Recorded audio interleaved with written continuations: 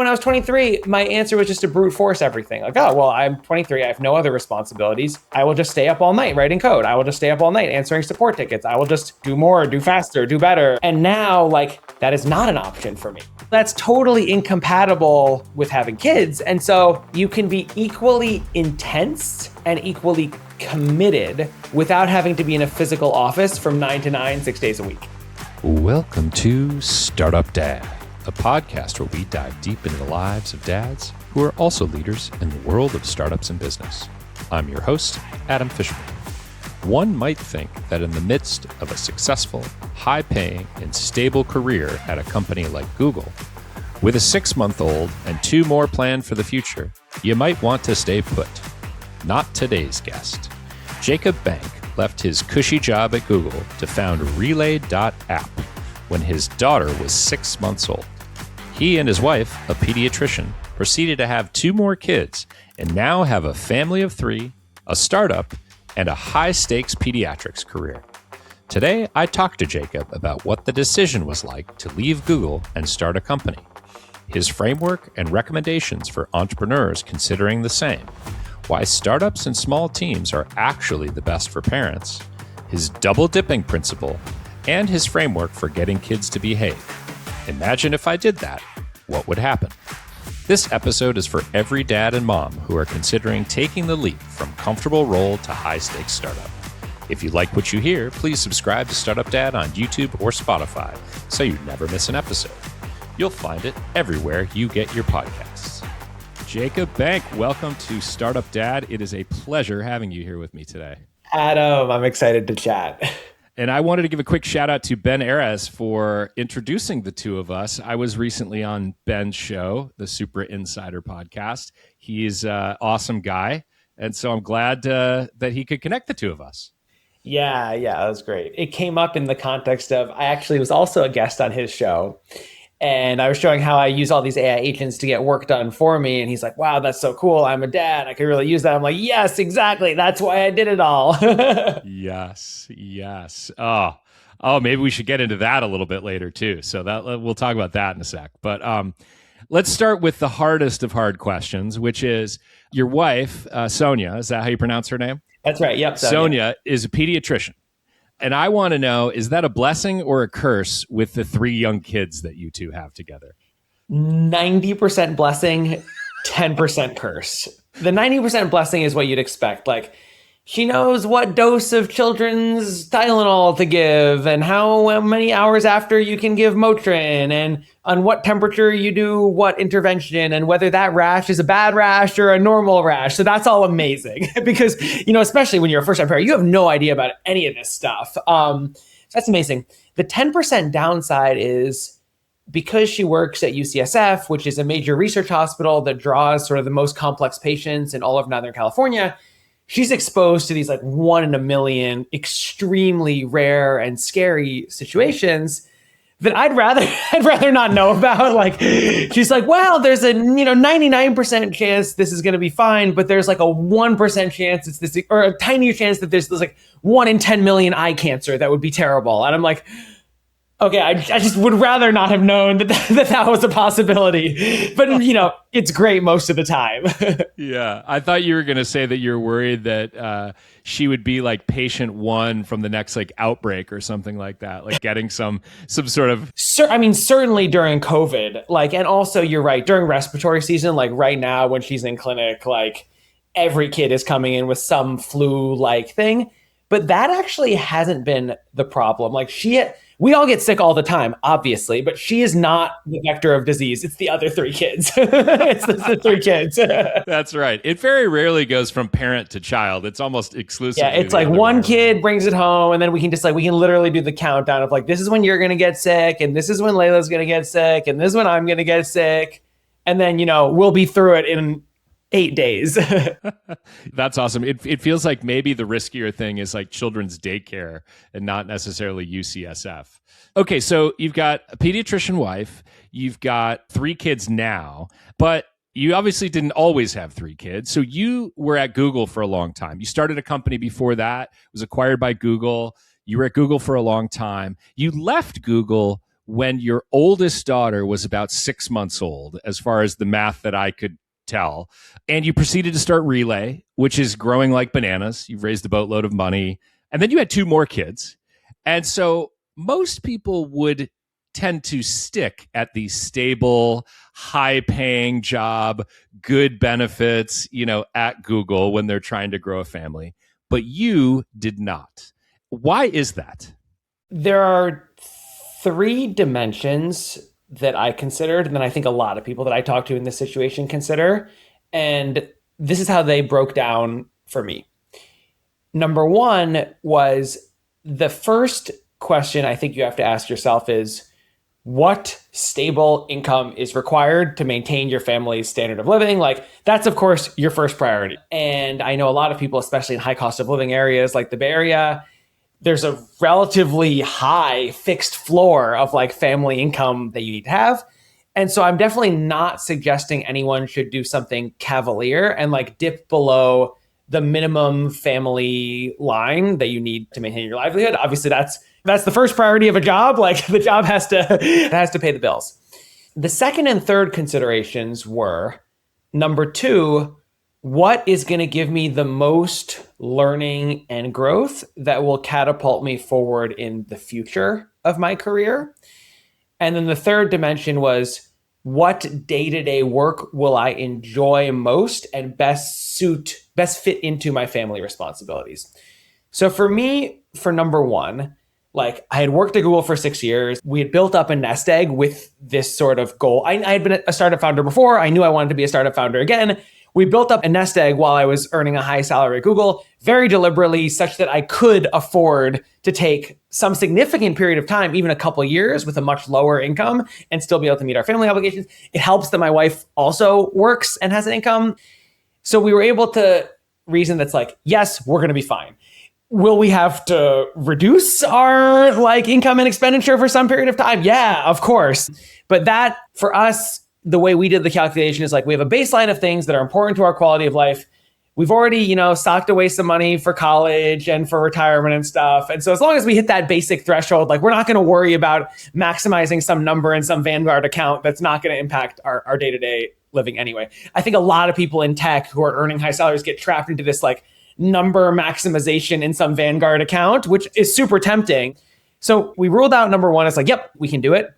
Then number 2, I had been at Google for 6 years. I loved it there. I learned a lot there. I met some amazing people there, but I looked ahead to the next 6 years and I was like, oh shoot, those are going to be kind of the same as the past 6. Like, my role is going to be the same. I might, have a slightly larger team reporting to me. I might work on a couple slightly different projects, but it's fundamentally the same. And the time I was 31, turning 32, I was like, I am too young to like make this the terminal experience in my career where I just do the same thing, especially in a world, this was before the whole AI wave, but especially in a world as dynamic as tech. Like, I don't think you have the luxury of like, getting the Rolex after working for 40 years at Boeing the way it used to work in the old days. That's just not how the modern career path works. And so I knew I wanted to catapult myself into a situation where I would learn more, grow more, move faster, learn different skills. Because I also thought about my experience as a hiring manager, this, I think, something people really misperceive about the risk of big company versus small company. Let me ask you this question, Adam. Let's say you're a hiring manager and you have 2 resumes in front of you. One is a PM that graduated from college and immediately spent 11 years at Google and has had no other work experience at any other company. The other person spent 3 years at Google, spent 2 years at a startup that did really well, spent 2 years at a startup that didn't do so well, spent 3 years at a scale-up that did really well, and then just came off of an 18-month experience of founding and failing in their own company. Just knowing those pieces of information, who would you rather hire? I certainly would rather hire the second person. They have a way broader diversity of skills and experiences and a talent network, et cetera. And so I think people always say like, oh, it's so risky to join a startup. And it's not risky. There is a guaranteed intermediate period of time where you have lower guaranteed earnings, for sure. I just take that as a given. You will have lower expected earnings, for sure. But in the long run of your career, the extra skills and experiences you get will be so much greater than just staying at the same place for 11 years. Like, jumping out of a plane without a parachute, that's risky. Driving a motorcycle at 120 miles an hour on the highway, that's risky. Those things can kill you in one moment. leaving a big company to get a new experience at a smaller company that will teach you things, that's not risky. That's like an informed trade-off about the future. So that was number 2. And then number 3 was the biggest reason that I got frustrated at Google was I just felt out of control. I was out of control of my own time. Like meetings were just plopped on my calendar and I was in those meetings from 7 a.m. to 5 p.m. or 6 p.m. every single day. Then I have to do my real work on the weekends. Like people in big tech actually work hard because it looks like you're working hard because you're in a ton of meetings all the time. I didn't have control over my own work. And especially in a situation where my wife's work is less flexible than mine is, I felt like I needed more flexibility. That didn't mean I didn't want to work as hard. I want to work hard. I want to be committed to my work, but I want to have the ability to trade off 2 hours in the middle of the day to take a kid to a doctor's appointment and then do those 2 hours later after the kid is asleep. And so that was kind of the combined factor. Like we were okay on the financials for some period of time. I knew I wanted to learn and grow faster professionally, and I knew I wanted to do work that I would both enjoy more day to day and also give me more flexibility to kind of adjust my schedule around what best suited the kids. And the key dimension for both of those was just like the autonomy of controlling my own time, which is why starting my own company became the obvious move after leaving Google. Yeah. Was the calculus of, hey, we want to have a bigger family than we have today, that's hard to do with kind of such double rigid schedules. Was that calculus part of what went into your decision to go back and work for yourself and build something on your own? Yes, definitely. Especially this, like when things are going great, yep, drop this kid off, drop that kid off, have my work day, pick it off. But, kid gets sick here, kid gets sick there. One kid has a school performance that you want to go to. One kid has an art showcase that they really want you to go to. One kid's classroom needs volunteers to help with the bread making activity or whatever. And because otherwise what would happen is I would have all these meetings. I would say, oh, shoot, my kid's homesick. I can't go to these meetings anymore. And then it cascades down and ruins your schedule. And so I didn't fully understand it as I do now with 3 kids, but I had an inkling that personal flexibility was going to be even more important, like time flexibility was going to be even more important at this stage. And so one trade-off was at Google, I got a nice, whatever it was at the time, 14-week paternity leave.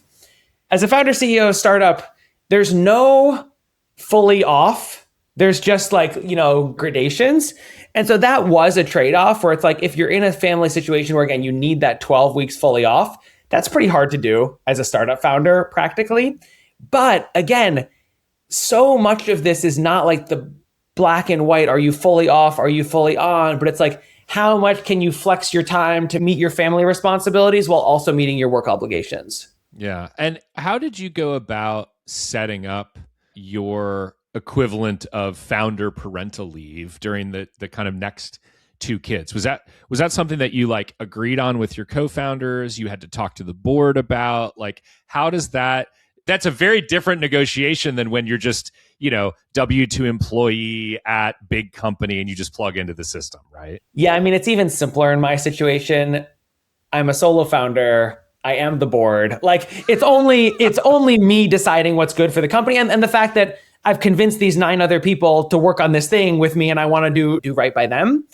And so the fact that I have a family has played into the entire architecture of the company, not just the architecture of the parental leave.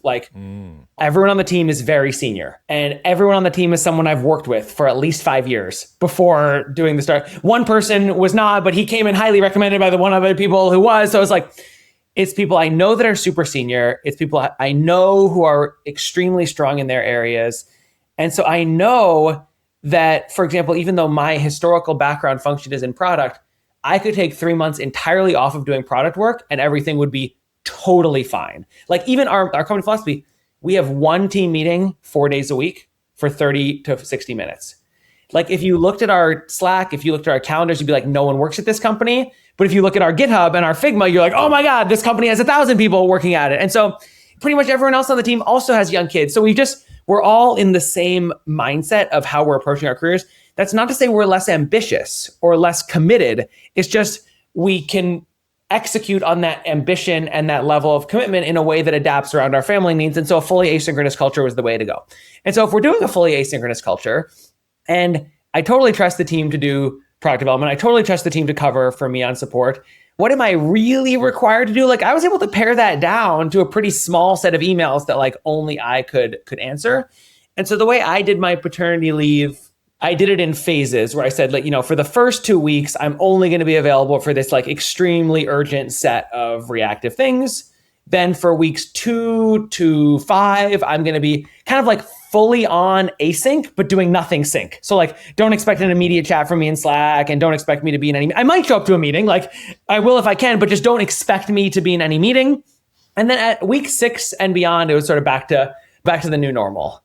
Yeah. Yeah. And so one other thing that I learned about you is that I'm hearing this and how you're describing this to me, but, it's a bit of a contrarian take that startups and small teams are actually best for parents. Like most people think, oh, if you're a parent, this sort of bucks the trend of this show, but most people think that if you're a parent, like the thing to be at is a big, stable company with a big team, and you have lots of people who can fill in and do the work and stuff. But what I'm hearing from you is actually the opposite of that, which is small team. Your team sounds like still very small. We're 10 people. Yep. 10 humans and lots of AI, but yeah. And you've hired a bunch of other parents who probably, because by the nature of them being parents, tend to optimize more for being the most efficient with their time because the time is so precious. But like, what else do you think it is about small teams and startups that actually make it kind of better suited for a parent's lifestyle? The number one by far is control over your own schedule. And the fact that we have no meetings as a company is just, that is the night and day difference. Because in any company of any reasonable size, as soon as you have 4, 5, 6 meetings per day, you are out of control of your time. And that means you have not no flexibility to adapt things around your family, but every change comes at a huge cost. That's by far the biggest one. So like if you can get into a world where it's small enough and high trust enough that there's no meetings or very, very few meetings, that's, I think, probably the single biggest quality of life factor. The corollary of that is, aside from scheduled synchronous meetings, a lot of the work at a larger company is greasing the wheels of justice to get stuff done. Like, oh, let me send an extra message to this person to remind them that this thing is waiting on their approval, or let me put in some FaceTime over there so that they like me and they'll approve my next thing. With a team of 10 people that entirely trust each other and have autonomy, you can eliminate all of that. Like our philosophy at a company is, I give everyone the most context I can possibly give them about our strategy, our goals, our approach, what I'm hearing from customers, what I'm learning from the market, and they can do whatever they want to move us forward. And like the default is like, do not ask for permission, do not get like, yeah, you can get feedback from other people as an FYI if you want to, but you can do your own thing. And so those two things, the fact that there's no synchronous meetings and people's work is never blocked on others, it completely puts all the control back in the individual contributors' hands. And so if they want to go to an outing for their kids the whole morning and then work for 3 hours after bedtime, like they don't have to ask anything, they don't have to do anything, they just do it, and it's totally transparent to the rest of the team. And so I think the arguments in favor of a big company are, number one, if you need a fixed, guaranteed high salary, in general, not always, in general, that's likelier to come from a big company. If you want to be able to turn off 100% for a very long period of time, that might be easier at a big company. Most of the people that I work with don't want to turn off 100% for a very long period of time, at least not the ones who are really committed to their work. They want to be able to go to the kids' play. They want to be able to go to the soccer game. But they're totally fine coming back online, for an hour after bedtime to check on what they missed. At least those are the kinds of people we attract into our company. Like if you're the kind of person who wants to go on a month-long, 0 computer vacation, then yeah, like probably a startup is not a great fit for you, though you might be surprised. Basically every other factor is in favor of a startup, other than like those two things. Because I think there's this huge myth about stability of big companies. There's this huge myth about how safe big companies are. There's this huge myth about how a bigger team makes it easier for any one person to be flexible. I think that's all garbage. Yeah.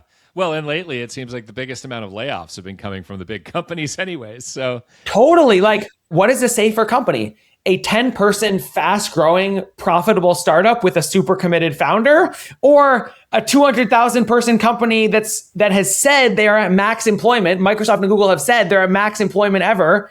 I think Microsoft specifically has said, I don't know if Google has explicitly said it, like that they're going to do rolling layoffs by some criteria that you don't understand. What's safer? Like, we have this huge misconception around what's safe and what's not. But the only thing that's safe, no job is safe. No job is safe. The only thing that's safe is if you build up a network, a package of skills and experiences that make you always valuable at a wide variety of companies. That's the only thing that's safe. Like, Relay's not safe, Google's not safe, OpenAI's not safe, nowhere is safe. The only thing that's safe is you and the skills and network that you've built up. Yeah, in a minute, I want to come back to, you mentioned having a bunch of AI agents that are doing a lot of stuff to kind of turbocharge your 10-person team. I want to come back to hearing about what you do as a dad with AI to kind of make your life more efficient. But before that, I wanted to ask a bit about support structures and things that you have in place. So one of the things you've talked about is obviously flexibility, right? So flexibility's underrated, but you tend to put a big weight on it as a dad. Your wife's career is a lot less flexible. Pediatrician, got to be there when you got to be there, right? As a child of a doctor, I know exactly what that's like. You don't have to work a lot of after hours, but like 9 to 5, you got to be somewhere. So I'm curious about what sort of support structures you and your wife have had to put into place at home to enable, startup dad, founder, working out of the home, pediatrician mom. Like, you've got 3 kids. They're all pretty young. I think your oldest is 5 or something like that. Our oldest is almost 6. Yeah. Still Almost 5. 6. So you've barely got like a school age kid there. And so what do you guys do to kind of support the household? For the first 2 kids, they were in a daycare Monday through Friday from like 8-ish to 5:30-ish. Now we have a nanny that helps with the third kid. And I can talk about the daycare versus nanny decision if that would be interesting, and why we went nanny there. And so she's fully occupied with the baby while my wife is working. And then critically, she can also cover if one of the kids gets sent home sick. We did not hire her to handle all 3 kids all the time. Like, her job is the baby. But if the 3-year-old is sick for an afternoon, she can flex to that. So that's like a core support in the support system. And other than that, I would say her parents live about 45 minutes away. My parents live across the country, but come out every 3 months or so. But I think the way we've architected, and I think with kid number 1, we were like, ooh, our collective parents like are critical supports in the structure. And then we realized as we've gotten more experience and as our parents have gotten a bit older, like, we don't want to think of them as help anymore. Like, we have fun. Like, we hang out. They come over for dinner. We have fun. We go on outings together. It's not like they're doing childcare for us. Don't get me wrong, that's still an extremely big support of like, oh, we can do this fun thing for the kids. We have a bunch of other friends of the same age. The big breakthrough that has come up recently is because our oldest daughter is school age now, and we have some friends in the neighborhood. She goes to the local public school. Like, we are starting to get some economies of scale with other parents, like shared carpooling to activities. Like, we can do the drop-off play date now where it's like, yeah, I'm just going to ship my kid over to your house, or vice versa for a couple hours. So that's been a big unlock at like age 6, because it's amazing how big of a difference it is if you only have to do half the drop-offs at swimming instead of all the drop-offs at swimming. So that's basically our plan. Like, we cover our core. We have a nanny who helps us with the baby.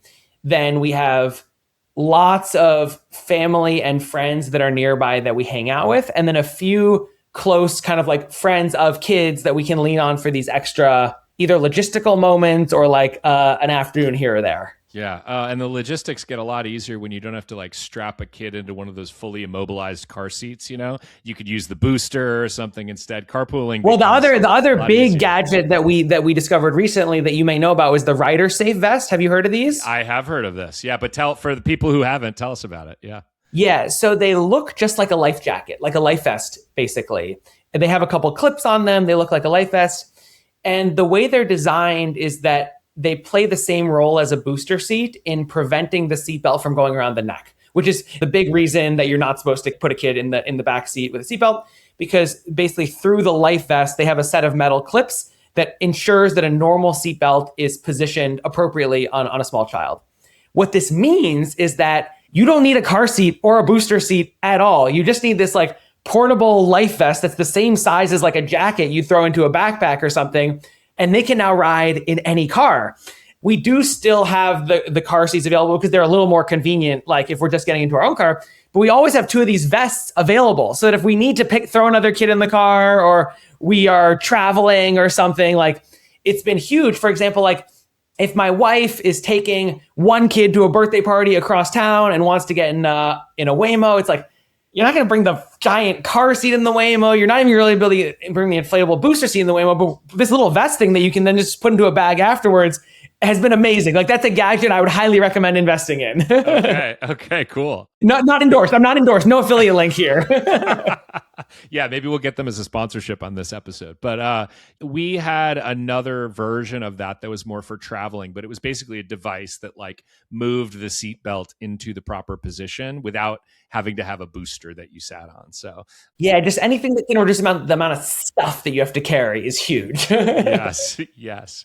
There's a question I like to ask folks, but I haven't asked of a lot of guests lately. When you think all the way back to like becoming a dad for the first time, what's the earliest memory that you have of becoming a dad? The earliest memory, I remember the birth experience extremely well. I remember the pizza that we had immediately after. I remember all that. I think, but I didn't really feel like a dad yet at that point, if that makes sense. Like it hadn't sunk in. For me, the real thing was going home from the hospital for the first time, because our eldest had some dehydration issues. So she ended up staying in the NICU for an extra night. And in the NICU, there was basically a round-the-clock nurse that was available, and she was having trouble breastfeeding. So we had this around-the-clock care who was teaching us everything. And, it helped that my wife was a pediatrician, but still, like, we had never been, fully responsible. And I was like, you leave the hospital, and you're like, I just have this kid now. Like, not only are there all the things you don't know how to do about how do I feed it? How do I change the diaper? How do I put them to sleep? When do they nap? How do I do that? It's also the feeling that's like, I can't just go other places anymore. Like, there was still a period of time where we were early in our cohort to have kids. And so we'd still get these texts from friends that are like, hey, want to come to this bar at 9:00? And I'm like, in what world could I go to a bar at 9:00? Like, I have a child. Like, and so that was the big moment where it was just like, and that's why kids 2 and 3 haven't been nearly the same change, because from 0 to 1, we made the huge change to our lives. Our schedule changed, our feeling of freedom, like everything changed with kid 1. And then kids 2 and 3 is just like more of the same, like more. It's just more of it.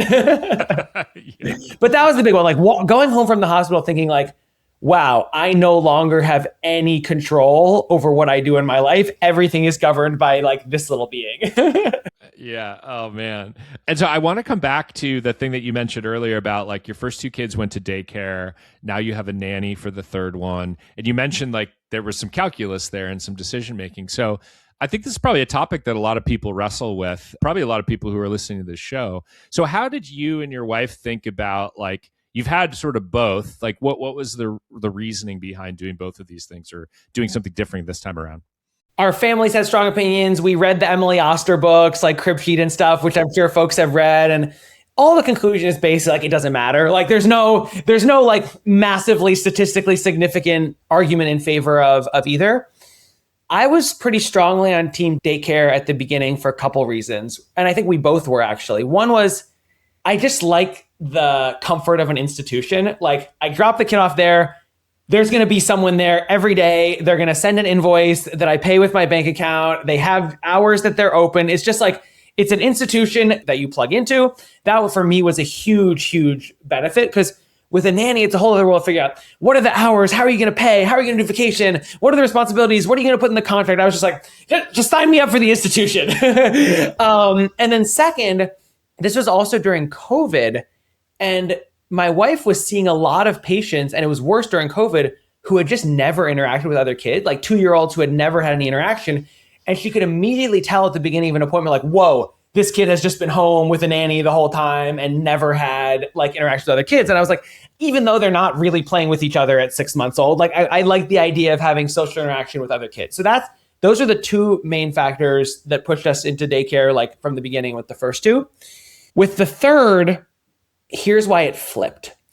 Number 1, 3 drop-offs, 3 pickups. Just logistically, the way it works, like our 2 kids are in different schools and there's no option for the baby to be in either. So 3 pickups, 3 drop-offs is like logistically extremely chaotic.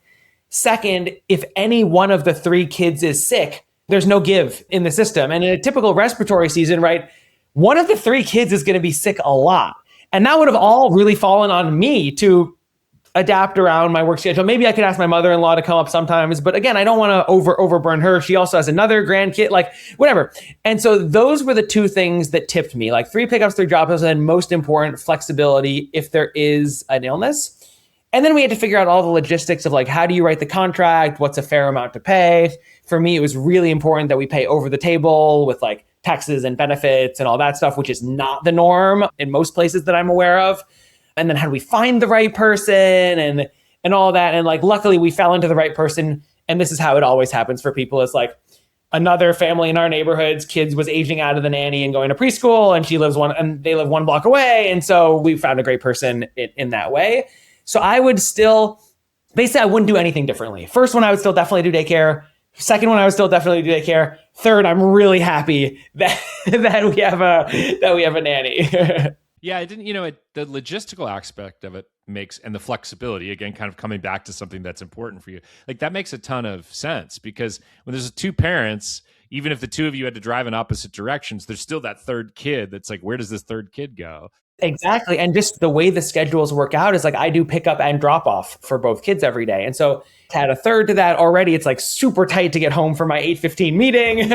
And so, yeah, I think the overarching point of all of this is like, you have to design a system that acknowledges that things will go wrong. Things will go wrong at work, kids will get sick. And so that was, I think, the problem. When my wife was in residency, it was crazy. I don't even know how we did that, because she was working like 80-hour weeks at the time. And we just had no give. We had no give in the system. Like there was, now we've really tried hard to architect a system that has like, in software engineering, there's like security engineering, there's like defense in depth. Like you had different layers. Now I feel like we have defense in depth. We're like, we've set up flexibility at multiple areas in the system such that we can like digest anything that goes wrong. It's like that book Anti-Fragile or something like that. You're exactly. Like, you built a system that accounts for the entropy that naturally exists in life. So, and then also it happened to correspond to like, our first kid was going into public school and removing that expense right as the baby came along. Because like paying for full-time childcare for 3 kids is like pretty intense. That's a lot. That's where the Google salary really helps, actually. Yeah.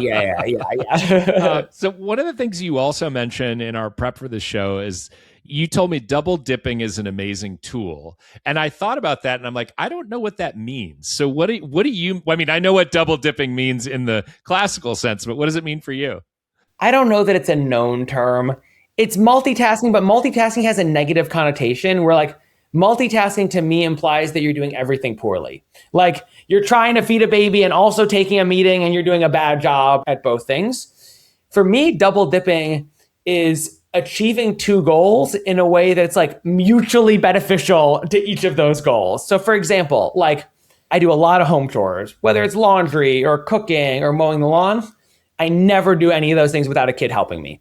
Now, my daughter is like, if I make dinner without letting her pull up her chair to the counter and help, she's like, why didn't you wait for me? Why did you do it without me? Like, I wanted to mix to this or mix to that. And so not only am I making dinner for the family, but like I'm having this bonding experience with my daughter. I'm teaching her how to cook. So like all household chores, perfect example. Errands, like my favorite part of every Saturday morning, like clockwork, me and my 2 daughters, we go to Costco right when it opens, 9 a.m. Executive members out, like we have a whole routine around it. Like I've trained my daughters to look for when people put things in the wrong place. And we have this whole fun game of like, oh, wrong place, or those people didn't put their cart back. And it's both something I have to do. We got to get groceries, and it's become like a fun thing that we do together. So it's not multitasking in the sense like I'm not degrading the quality of each activity. Or, last weekend, we had to go get a birthday party gift for a friend. And I was like, I'll just throw one kid in the jogging stroller and run to the store to get a present, which is like, A, I get better exercise because pushing a stroller is harder than just running by myself. And B, we have this fun experience where we're doing everything together. We point stuff out. And so that for me has been like the critical technique, which is not like finding ways to not multitask, like do tasks worse, but finding ways to double dip and get like, find a task that can have a secondary benefit, typically of like spending quality time with 1 or multiple kids. Yeah, it sounds like you're also turning what would otherwise be like a mundane activity into something that is like fun. It's building a bond with your kid or kids. It's turning it into a game. It's playing like find the cart that's not back in the right spot. It's getting exercise. It's like all the things. So you're right. It's not diminishing the task itself or making you less good at it, or it's actually making it better. It's enhancing it in a way by doing. Let me give you an example of triple dipping that I did this last weekend, which was awesome. So I've just gotten my daughter into jujitsu, which is, I've always wanted her to do a martial art, great for like discipline and body control and confidence. And I did jujitsu back when I was a kid. So I got her into it. And then I was like, I got so inspired. I was like, I should do the adult class. Like it's been, 20 years, but it looks like so much fun. And I would love to get back into it. And so I signed up for the adult class, which is right after the kids class. So like I now help out and volunteer in the kids class, which makes it way more fun for my daughter, and she listens better and the instructor is really appreciative. And then when I stay after for the adult class, she like eats her lunch in the little viewing area and likes watching the adult class. And we have this whole bonding thing. And then one of her friends also does the class. So last weekend I was like, oh, why don't we just have your friend also stay and you guys can play and eat lunch? And they had a blast. They were like hanging out, eating their lunch, watching the adult class. The other parents were super grateful because I basically took their kid off their hands for 3 hours doing a no screen time activity that he totally loved. That's an example of like how when you can connect all these things to click, it feels so satisfying. I love that, man. That is like a pro like dad chess move right there. Yeah. And then afterwards we were going back in the car and they were like, can we do this every week? That was so much fun. And I was like, we can do it every week. It was so much fun. That's awesome. That's awesome. Speaking of fun, I had a dad on the show not too long ago, and he has older kids, and he was saying, like, significantly older. And we were talking about, how do you talk to your kids about work? And he was like, my kids don't want to listen to me talk about work. Like they're into their own things. They could care less. But that's not, I'd say it's mixed bag in terms of what I've heard from other dads. And you actually find it to be the complete opposite, that you love talking to your kids about work and your kids like to listen. I'm so surprised to hear that because kids are so curious. They're so curious about everything. And so like, I find that like, especially because I work from home, and sometimes they'll like, they'll be reading their book on the couch. Sometimes we like to do our work together where like they read their little books or color on the couch and I'm doing my work on the computer. Or, sometimes they're overhearing a live meeting that I'm happening, or I teach a lot of classes for work and they'll be like, oh, like, did that customer decide to buy your product? And I'm like, oh no, they didn't decide to buy it. And she's like, why didn't they decide to buy it? And I'm like, well, it turned out there was an IT restriction. What's IT?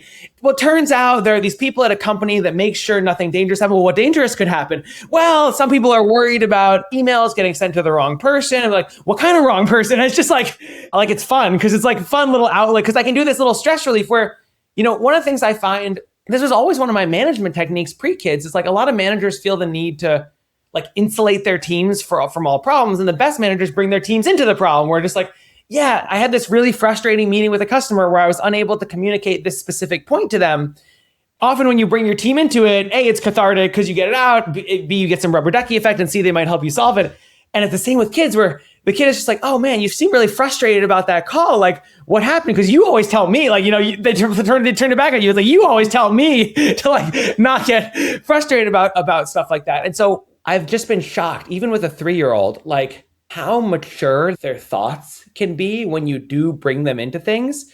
And also how valuable it is to try to like re-explain from the beginning why something is the way it is. Like, well, why do IT departments exist? Like, maybe that will unlock some interesting thought in how I could frame this to the customer. That's funny. Yeah, kids are like naturally first principles thinkers because they don't have any other principles. You have to. Like, what else are you going to start from? Yeah. Right. They have no cynicism. They have no prior knowledge. So everything is fresh.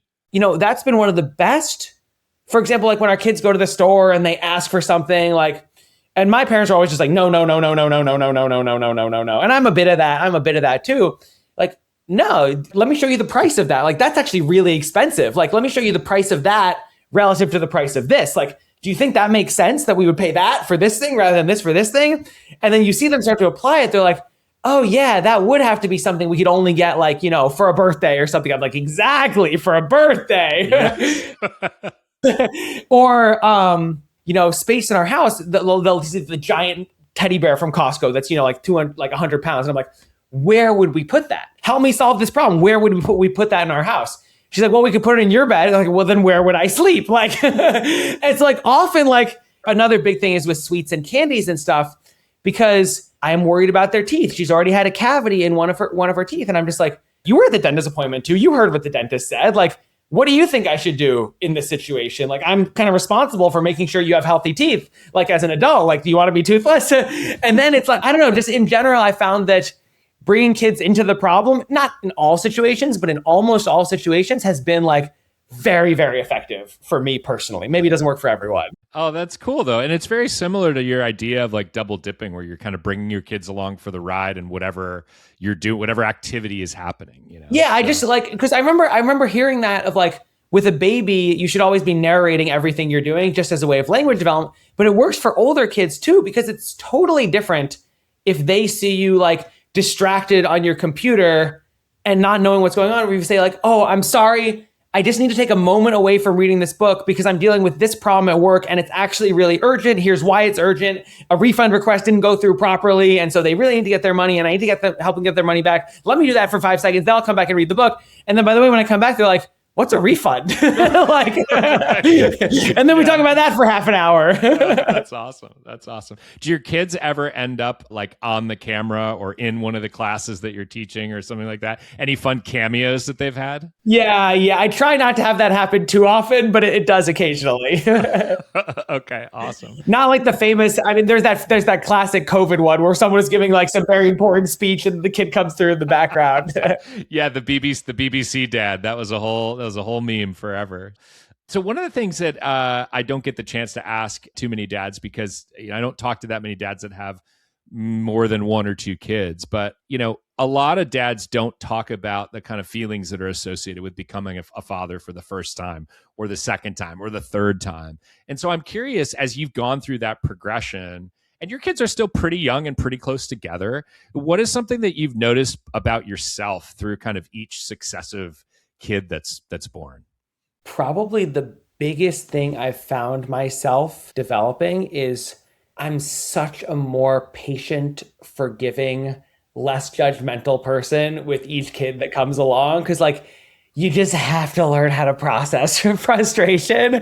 Cause I remember like with kid number 1, you'd run into resistance and you'd kind of battle it, right? You'd be like, no, you get your shoes on now. Like, no, we got to go get your shoes on now. And they'd be like, no, I want to fish my arm. They're like, get your shoes on now. Well, I want to fish my arm. Get your shoes on now. And now I've realized this, just like back to the point of flexibility. If we build in enough flexibility, I can then be fully engaged with her for 2 minutes while she finishes the drawing. And then she'll put on her shoes by herself and we'll go out the door. And so I think the biggest thing is some combination of flexibility and patience, and like going with the flow might be a good way to describe it. But it's like, just like see where the wall, like with 3 kids, especially, like it's really hard to like jam them all into the box that I want them to be in. It's much more about like seeing how they're all flowing and then adapting the box around it, if that makes sense. Yeah, it does. Each successive kid is kind of like push the walls of the box a little bit more. Yeah, like with kid 1, like there were 2 on 1, we could kind of battle her into the box a little bit. Now it's not really possible. Yeah. So I want to ask you about, early as the very beginning of the show, you talked about the steps that you went through when thinking about going back and starting a company. And that's what worked for you.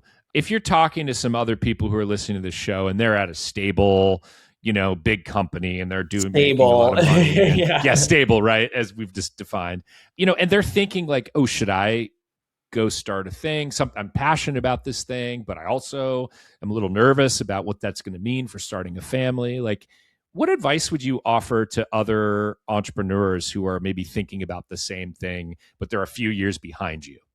Number 1, understand your family needs and your financial constraints. Like, number 1, a startup will always take longer to get revenue than you expect at the beginning. Not always, of course, but like almost always. So if you think you can get away with 6 months of expenses, maybe go for more like a year. If you think you can get away with a year, maybe go for more like 2 years. So have a very honest financial picture in mind. As soon as you have a financial picture that you can tolerate, and again, try to distance yourself from but I'm giving up so many gains in my Vanguard portfolio. The number could be so much higher if I did blah, blah, blah. Like, distance yourself from that. Like, what actually do you enjoy doing with your time? And do you have enough money to afford that? Do that. As soon as you're comfortable with that, just go. Like, just start. Like, people make all sorts of excuses. I'm waiting to hit this milestone, blah, blah, blah. I'm waiting for the perfect idea to hit me. I'm waiting for the perfect co-founder to be available. I'm waiting for this. I'm waiting for that. People just make endless excuses to kick the can down the road. As soon as you feel like you can financially afford to make less income or no income for some period of time, immediately go. Immediately. And then you'll figure out the rest along the way. Yeah. Yeah. Is there anything on the flip side of that you, in hindsight, realize you were wrong about, or you would tell them like, hey, don't do this thing that I did that I found to not work or something like that? Just the only thing is the kind of thing I mentioned earlier, which is like, it's going to take longer than you expect. Yeah. Like, yes, Cursor went from 0 to $1 billion revenue in 2 years. It can happen. It is possible. But like almost everyone's story, even the hyper successful story, like look at 2 other hyper successful companies right now, Clay and Gamma. If you look at the story of Clay, it took them 4 years, I think, or 5 years to get from 0 to $1 million in AR. Then they went from 1 to 100 in 2 years. And they were, in this case, VC funded quite well. But like, that means that you're taking either like a minimal VC funded salary, because you don't raise VC money to pay yourself a huge salary. Like, that doesn't work well with the VCs. Yeah. Or you're bootstrapping and taking no salary. Like, just be aware that it's going to take longer. And A, that means you have to plan for it financially.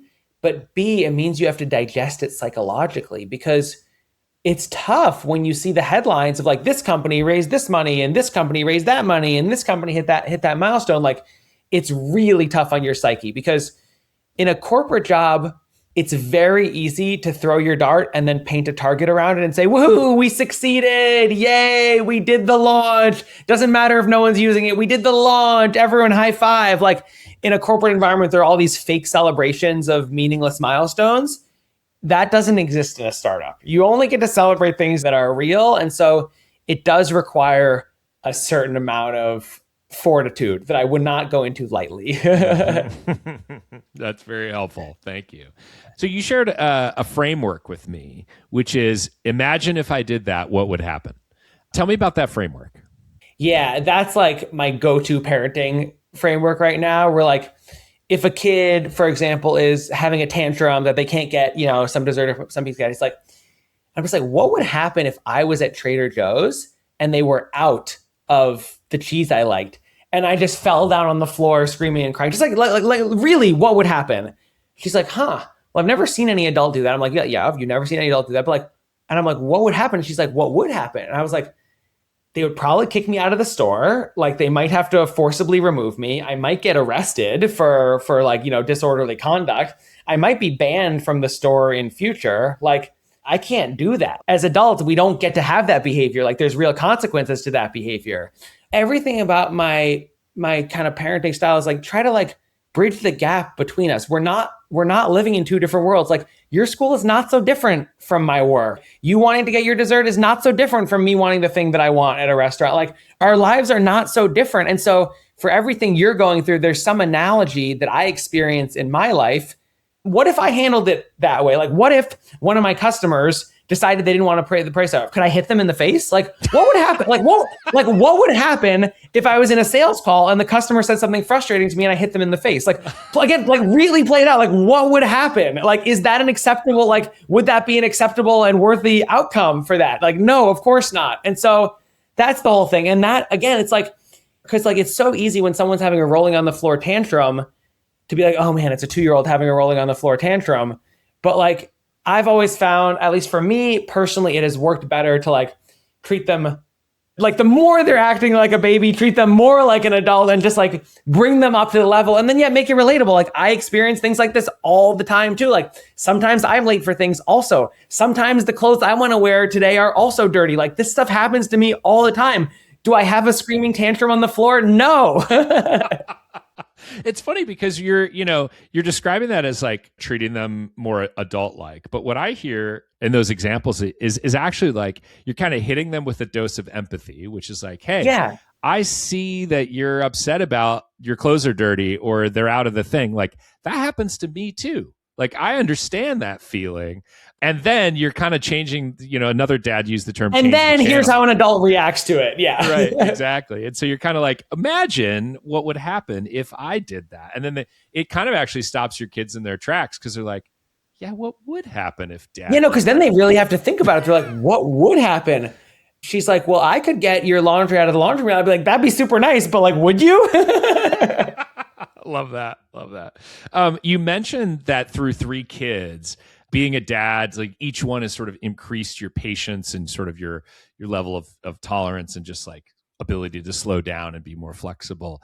Has that been the same effect on you as a leader or a founder, or have you noticed other things that like becoming a dad has had an impact on when it comes to work life? I mean, the biggest thing is just change of perspective about my goals.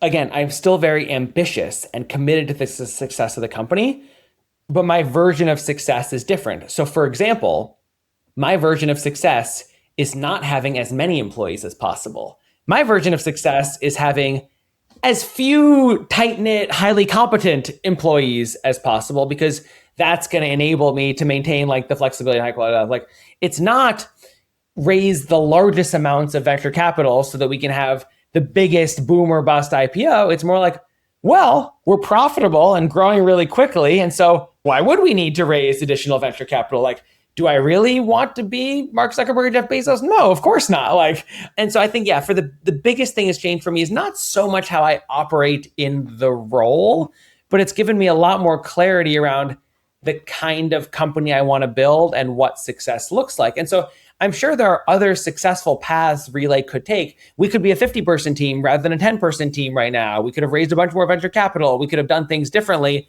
And I'm not saying those are bad or invalid ways to run a company. Many of our competitors are doing just that. It's just not the way I want to run the company. And so I feel much more confident just saying like, this is the way I'm going to run the company. Like, and feel okay about giving up alternative paths. I think that's the thing that I'm most comfortable with. Like, I'm okay giving up alternative paths. I just need one path to be really good. Yeah. And because this is, your second time founding a company, like if you rewind back to the time where you founded your first company, do you feel like you're a very different person? Like your perspective on things is very different now? Totally different. I mean, I think about this a lot, the difference between founding a company at like 23 versus 33 or eventually, 43. There's no doubt that I was smarter then. Like in terms of like processing power, like intellectual horsepower, it's not even close. I was way smarter then.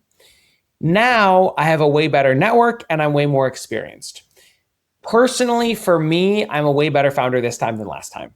Like for me, the balance has been that experience and network and discipline and efficiency has more than outweighed my drop in processing power.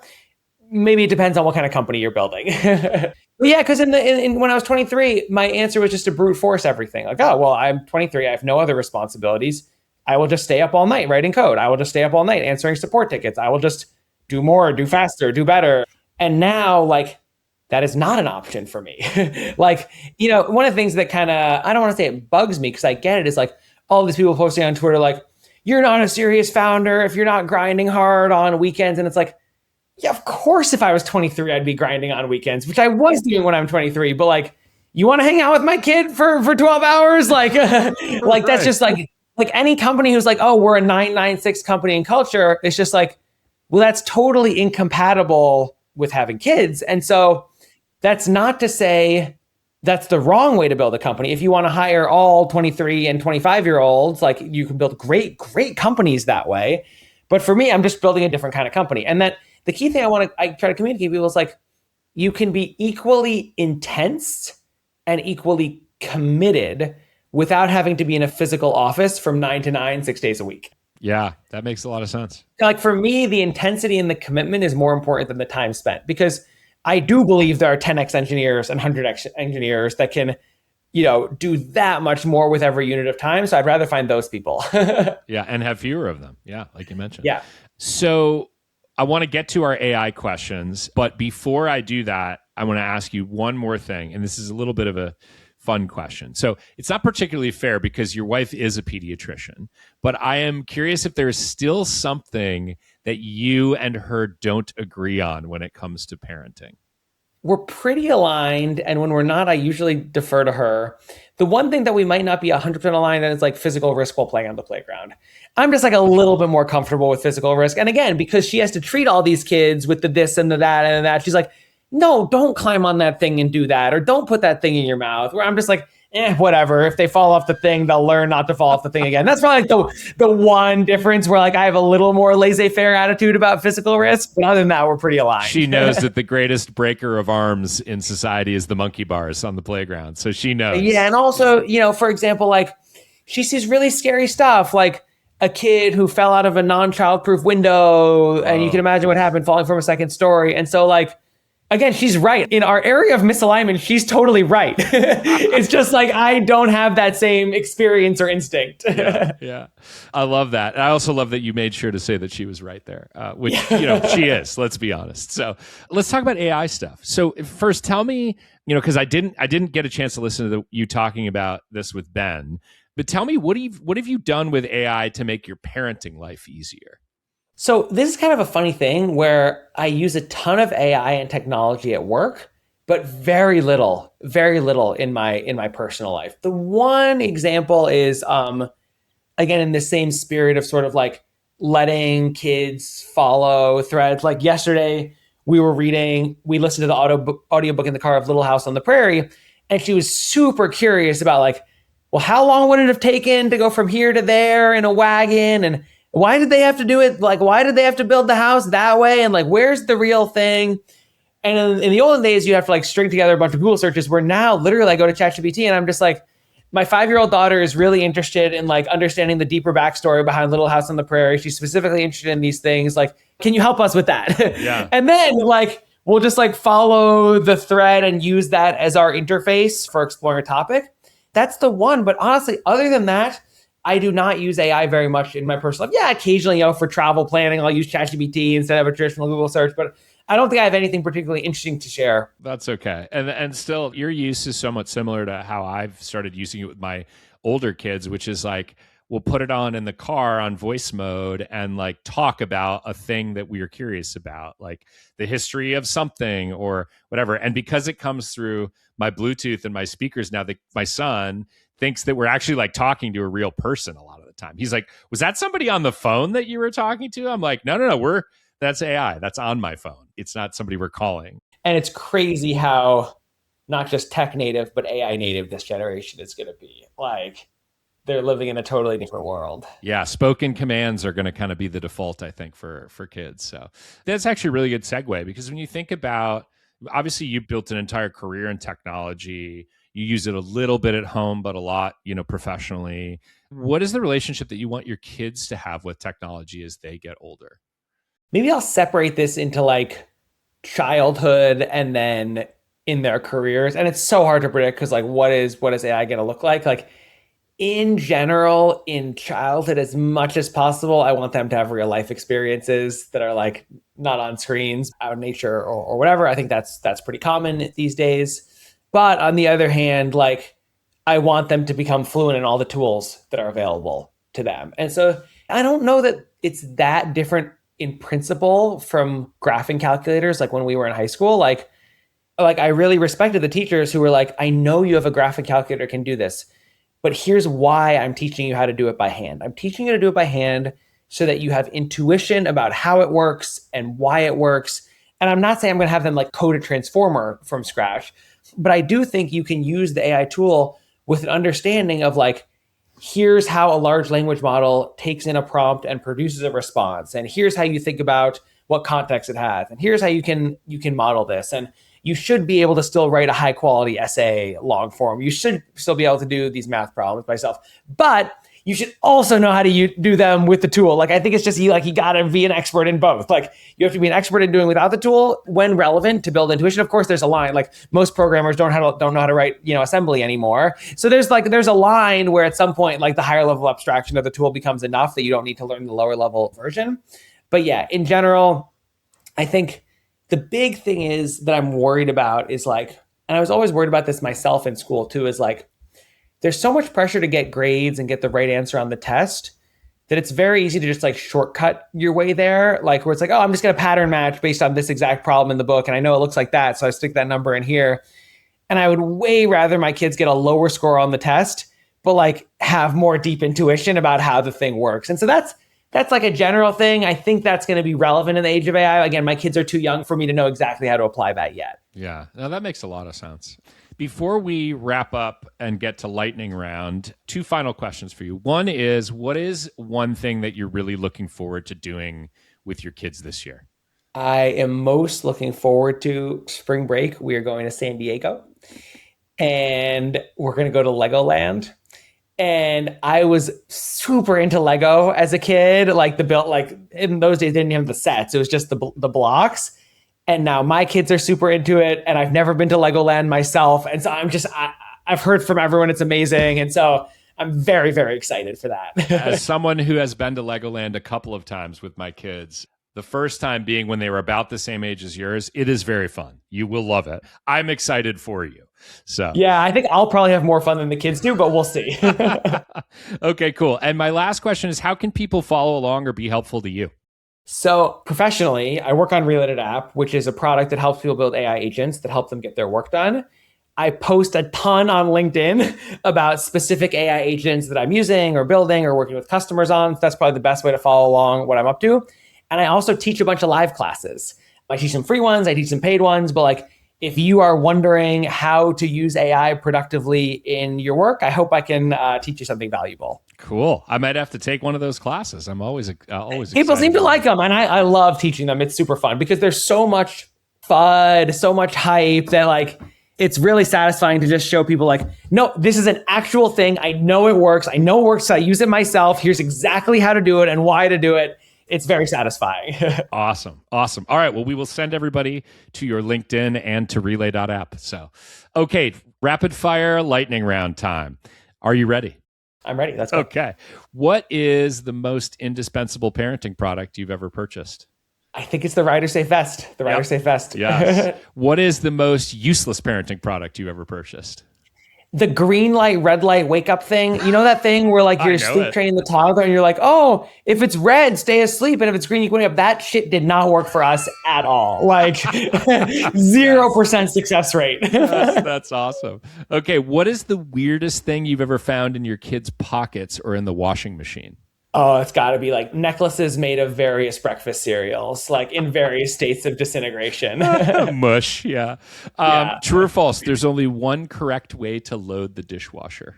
True, very true. And do your wife and you share the same way? Me. It's your way. Me. Okay. I load the dishwasher. If I see someone else has put something in, I rearrange it. Man after my own heart.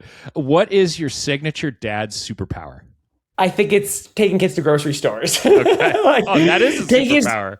Taking kids to grocery stores, like most people treat it as like a really painful, annoying chore. I absolutely love it. Yes. Okay. What is the crazier block of time in your house? 6 a.m. to 8 a.m. or 6 p.m. to 8 p.m.? Night. Yeah. Okay. All right. Dinner, bed, bath. Yeah. Yeah. Just that trifecta of craziness. Okay. Yeah. If your kids had to describe you in one word, what would it be? I don't know that they'd say anything very particularly nice. Probably loud. They'd probably say loud. My kids might say the same thing about me. What is the funniest thing that one of your kids has ever said in public? It was also at the grocery store. I was getting like a jar of yogurt out of a shelf and I dropped it and it splattered and I was shit. And then my daughter was like 1.5 at the time. And so she was just like, we were in class, she was like, oh shit. And I was like, yes, the ocean is beautiful. That's funny. My daughter once at a very young age somehow learned the F word. I think at the playground or something from an older kid. And so we had to like redirect her doing the exact same technique and it worked. Yeah. So yeah. How many dad jokes do you tell on average in a given day? About 3. Okay. 3. That's a good number. Hopefully that number goes up over time. Yeah. A solid 3. Okay. What is the most absurd thing that one of your kids has ever asked you to buy for them? So we were on a walk by the marina in San Francisco where people have all their super fancy yachts. And she's like, those boats look cool. Can we buy a boat? And I'm like, oh my God, that boat costs like 5 times what our house costs. No. And she's like, oh, could we rent a boat? And I'm like, we could ride on a boat. Right. That's awesome. What is the most difficult kids TV show that you've ever had to sit through? CocoMelon. I can't stand CocoMelon. It's not. I know it's not a show. It's like it's an empire now. But those little bobbing faces, like I cannot stand CocoMelon. CocoMelon is the #1 most difficult show, as quoted on this program. So I feel it's horrible. It's like it should be illegal. On the flip side, what is your favorite kids movie? We don't watch many movies. TV show would definitely be Bluey. I would watch Bluey by myself for fun. That show's amazing. The only movie we've watched, which we did like a lot, was Leo, the Adam Sandler, Bill Burr one. It was really good. Okay, only a couple left here. What nostalgic movie can you not wait to force your kids to watch with you? I guess I have to think about what age group. Probably The Matrix. Okay. Probably The Matrix, like when they're in high school or something. Okay, cool. Have you started to tell your kids any back in my day stories? Every day, at least 5. What is your favorite one that you like to tell them? The one that comes up the most often is that whatever was on the TV, you just had to watch that. Because we let them pick one show to watch before bedtime, and they have to agree. The two have to agree before we can watch, whatever the 7 or 15-minute show. I'm like, back in my day, we just watched whatever was on. And it was the news. And whatever it was, that's what we were all watching. Okay, what is your favorite dad hack for road trips or flights? Audiobooks. Nice. Okay. Yeah. And finally, you've got 3 kids, but you do, I think, live in San Francisco. What is your take on minivans? We have a minivan. I'm 100% pro minivan. Oh, all right. Our 2 vehicles, very San Francisco, are the cargo bike, the e-bike, which is my main vehicle for getting the kids to and from school. Yep. And then the minivan for road trips and for Costco. Okay. There you go. All right. Team, we got another vote for Team Minivan. I love that. Yeah. It's the only way. It's the only way with 3 kids. That is true. It is also true, as I've been looking at the data around this show, that most often you have to have 3 kids before the minivan starts to tip into favorability territory. Yep. I agree with that too. All right. Well, Jacob, it has been my absolute pleasure having you on this program today. Thanks for joining me, and I wish you and your family all the best for 2026. Thanks so much, and to you as well. Thank you for listening to today's episode with Jacob Bank. You can subscribe and watch the show on YouTube or wherever you get your podcasts. Visit www.startupdadpod.com to learn more and browse past episodes. Thanks for listening, and see you next week.